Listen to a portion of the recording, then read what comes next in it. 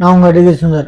என்னன்னு பார்த்தீங்கன்னா, ஒரு குழந்தை டோர் வழியா இல்லை, ஜன்னலில் அப்பார்ட்மெண்ட்டில் இருக்கிறது, ஜன்னல் வழியாகவே அந்த கம்பி கொஞ்சம் பெருசு, குழந்தைங்க காலை ஈஸியாக போங்க, அதில் உடம்பே போய் கீழே விழுகிறனால அந்த குழந்தைய பிடிச்சி தொங்கிட்டு இருந்த நிலமையில அவங்க அப்பாவோ அந்த ஒரு ஆம்பளை ஆள் வந்து பிடிச்சி அதே வழியா அந்த ஜன்னல் வழியாவே அந்த குழந்தைய காப்பாற்றிருக்காங்க. அதனால குழந்தைங்களை மட்டும் தனியாக விடாதீங்க, தயவு செஞ்சு பார்த்துக்கோங்க. நான் எல்லா வீடியோவில் சொல்கிறேன், சேஃப்டியாக பார்த்துக்கோங்க, குழந்தைங்கள பத்திரம்.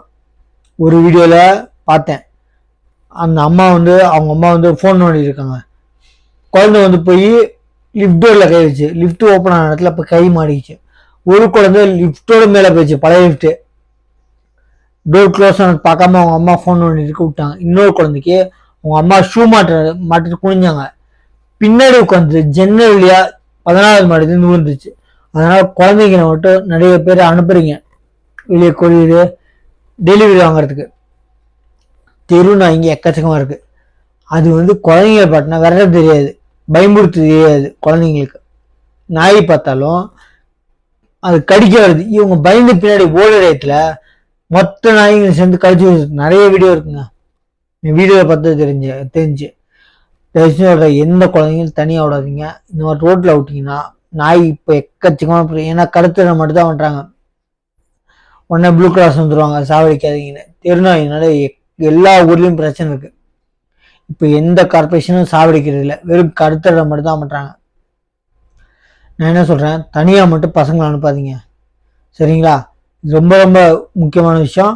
குழந்தைங்க ரொம்ப பத்திரம், நல்லா கவனிச்சு இருந்துக்கோங்க, கண்ணில் இருக்கிற மாதிரி பார்த்துக்கோங்க.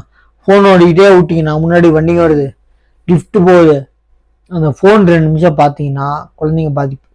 ஒரு குழந்தை உயிர் நாளைக்கு என்ன ஆகும் தெரியாது, கலெக்டர் ஆகலாம், வக்கீல் ஆகலாம், டாக்டர் ஆகலாம், என்ன வேணாலும் ஆகலாம், அத்லெட்டிக் ஆகலாம், என்ன வேணாலும் ஆகலாம். ஒரு குழந்தை உயிர் ரொம்ப ரொம்ப பாதிப்பாங்க. ஒரு குழந்தைய பத்திரமா பார்த்துக்கோங்க, எவ்வளோக்கு எவ்வளோ சேஃப்டியோ அவ்வளோக்கு எவ்வளோ சேஃப்டியாக பார்த்துக்கோங்க. குழந்தைங்க சின்ன குழந்தைங்களா தயவு செஞ்சு யாருமே நம்ம வீட்டில் தானே இருக்கோம், நம்ம வீட்டுக்கு வெளியே தானே அனுப்புகிறோம், டெலிவரி வாங்குறதுக்கு அனுப்பாதீங்க. ஏன்னா யார் எப்படி வரணும் தெரியாது, ஈஸியாக வர்றாங்க, வடமாநிலத்துக்கு வர்றாங்க, நிறைய பேர் வர்றாங்க, முகமுடி மாதிரி சாலையை தூக்கிட்டு போயிடுறாங்க குழந்தைங்கள. அதனால குழந்தைங்க சேஃப்டி ரொம்ப முக்கியங்க. எல்லார் வீட்லேயும் சிசிடிவி கேமரா இருக்காது, எல்லா தெருவிலும் இருக்காது. குழந்தை காணா போச்சுன்னா அப்புறம் வந்து ரோடு மறியல் பண்ணிட்டு போலீஸ்காரங்களுக்கு குற்றம் சொல்லி பிரயோஜனம் இல்லை. ஏன்னா எல்லாருடையும் சிசிடிவி கேமரா இல்லாமல் குழந்தை என்னாச்சு, யார் தூக்கிட்டு போனா கண்டுபிடிக்கிறது ரொம்ப ரொம்ப கஷ்டங்க. நம்ம சேஃப்டி ஃபஸ்ட்டு, சேஃப்டியை மீறி போச்சுன்னா அதுக்கப்புறம் வருவாங்க. அதுக்கப்புறம் நீங்கள் சேஃப்டியை இல்லாமல் போலீஸ்காரங்களுக்கு குறை சொல்லி ஒரு பிரயோஜனம் இல்லை. தயவு செஞ்சு குழந்தைங்க மட்டும் சேஃப்டியாக பார்த்துக்குவோம். தேங்க்யூ.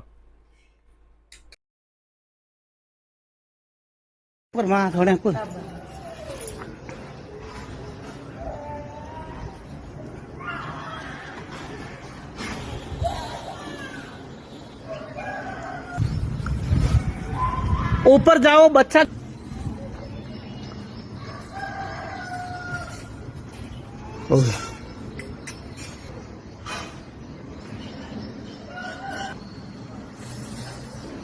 करो यो और देख,